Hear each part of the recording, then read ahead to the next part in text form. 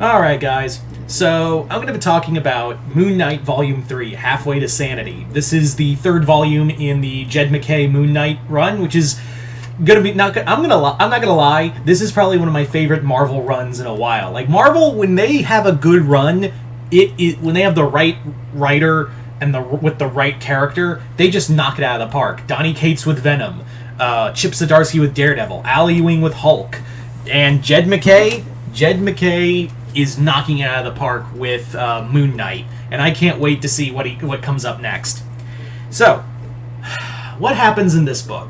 Well, if you guys remember in the second volume, Moon Knight was dealing with Zodiac and all the Z-list villains he had sent after him. Here it's a little more different. Here it's more like a take-a-breather kind of story. Well, in the sense that Moon Knight isn't battling Zodiac at the moment. He's actually doing battle with a different villain by the name of the Tutor, who is... Okay, so in the first volume, when he met the... Goddamn chair. When he met the goddamn chair. That's a whole thing. When he met Reese, she was a vampire who had been abducted and turned into a vampire by this group called the Structure, which is a vampire pyramid scheme. Well, Moon Knight, after taking down Zodiac, essentially what's going on is that Moon Knight is concerning himself with the Structure and its growing power within New York. In here, Moon Knight is battling... The whole comic should be called Moon Knight versus Werewolves and Vampires, because that's what it basically is. And also we get some new villains for Moon Knight to take out. New original characters. Two new villains called the Nemean and... I forget the other one. She's... I'm forgetting her name. I'm gonna look it up real quick. Aren't I so professional on this channel? One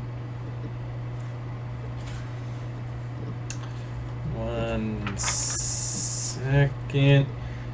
Grand Mal and Nemean, who are two assassins who come together to try to take down Moon Knight. And we also have the Annual, which is a standalone story involving Mark meeting the werewolf by night, but not as an ally. So, let's get to I'll talk about the Annual in a second, but let's talk about the main story. The main story, while it is it feels more like a filler arc, it is kind of cool that we finally get to cycle back to the whole thing of pyramid scheme vampires. We actually get to cycle back to that story and really play with it. Really, showcase this universe. I also love that one comic also involves heavily of... Most of this story arc is finally doing something we didn't see in the first two volumes. Moon Knight actually interacting with Jake and Steven, who he had actually been punishing for his own misdeeds after the Age of Khonshu. That thing, where he went Tower of Babylon on the Avengers and, made the world worship Khonshu. That was a whole thing. So, Moon Knight, Mark has basically been punishing, Steven and Jake for his misgivings, and it's a great mental conversation that he has between the two, and eventually he does turn his body over to the both of them, and how they work around is actually really cool. I really love the internal conversations Jake and Steven all have. I also love how Jake and Steven operate differently than Mark, where Mark's just going around punching people. It's actually Jake and Steven who do Jake and Steven who do all the real major stuff to get information. So I really do like that. And it's a really sad at the heart of it, Jed MacKay really points out that Moon Knight's a really sad person. He's a really all of the damage he's done is very self-inflicted. He's basically done a lot of this to himself, and he can't help himself. The Tutor is kind of a boring villain compared to Zodiac, but then again, Zodiac was such a fun, just maniacal bastard that you just love to hate. But here, the Tutor is kind of a step down. He's just a guy who's just a walking incel, vampire incel, who just wants to be like, "Notice me, Dracula-senpai!" And that's really it. That's really it. We do build to another... It does look like we're building to another major vampire foe down the line, and I heard that that's where Blade comes in at that point, so we'll see. It makes sense. I do like that, Moon Knight, he's taken on vampires and werewolves before, And because, yeah, they're creatures of the night. Moon Knight is a follower of a moon god, so it makes sense.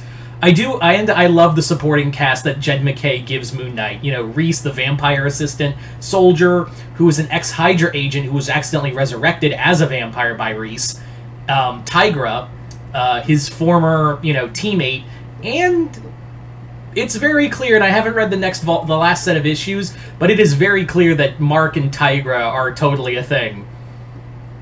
Mark's a furry, we all knew it. And also Dr. Badir, who is known as Hunter's Moon, who calls himself Mark's brother. He's not actually his brother, it's more like my brother in Christ kind of thing. But yeah, so that's kind of the main story. Also, I don't know if I'm right on this, but I would not be shocked if I am. He takes out Tutor. I'm not gonna say how he does it, but if you ever watch the Keanu Reeves Constantine movie, yeah, I got vibes of that, and that cannot be a coincidence. There's no way that scene was not a coincidence. That scene in this comic was totally not a coincidence to how similar it is to that scene in the Constantine movie. You'll know it when you see it. Trust me. I'm not going to spoil it, but you'll probably know it when you see it. As for the other thing, the Moon Knight Annual, which is a separate story where Mark battles Jack Russell, who's made himself king of the werewolves, and wants to end the curse by killing Khonshu, because apparently, in this new retcon story, Khonshu is the person who created werewolves to battle vampires. I don't know how I feel about that, nor do I feel how I feel about Jack being like this big villain. Then again, it feels like half the time Marvel doesn't know what to do with Jack Russell, whether making him a superhero or a villain or a zombie. At one point, they made his human side a zombie in Marvel Zombies. I don't know how they cured that, but yeah, it really feels like half the time they don't know what the fuck they're doing with Jack Russell. But so I accepted it. It's more of a story about Moon Knight trying to save his daughter from her and going all Liam Neeson on a bunch of werewolves.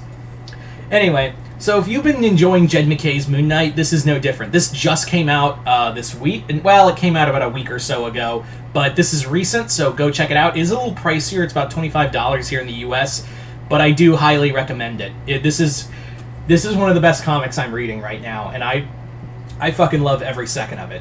But anyway, so you guys tell me in the comments below, what did you guys think of this comic? Did you guys like it, hate it? Comment below, let me know. Other than that, I'm Mr. Multiverse. I'll see you next time in the Multiverse.